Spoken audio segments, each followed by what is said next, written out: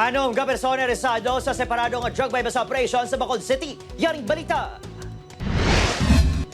Aresado sa Bacolod City Drug Enforcement Unit ang high-value target nga si alias Boyboy, 26 anyos ang Barangay 1. Ini matapos na monitor sa kapulisan ang pagduso sini sa illegal nga droga nga nag-umpisa sang 2025. Naglabo sa masobra 500,000 pesos ang balor sa illegal nga droga nga na-recover.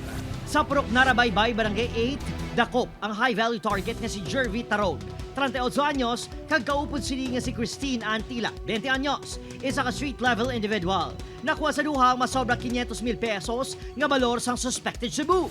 Na-monitor sa kapulisan nga matama at nagadamo ang parokyano sang 20 anyos sa si Lester Adorna, kagabyan sini nga si Dave Haranilla, 18 anyos. Na-recover sa duha ang masobra 30,000 pesos nga balor sang illegal nga droga.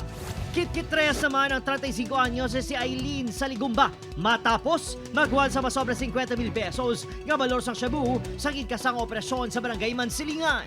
Sunod sa BCPO, hugot nga ginamonitor ang source ng illegal nga droga nga na-recover sa asod-asod nga operasyon. Kung may drugs nga daw yellowish nga nag-agi sa Dumaguete, most likely nagaling na sa Mindanao because of the quality of shabu nga makita mo. Opon, Kiril Casillo, Adrian Pretos, 1 Western Visayas.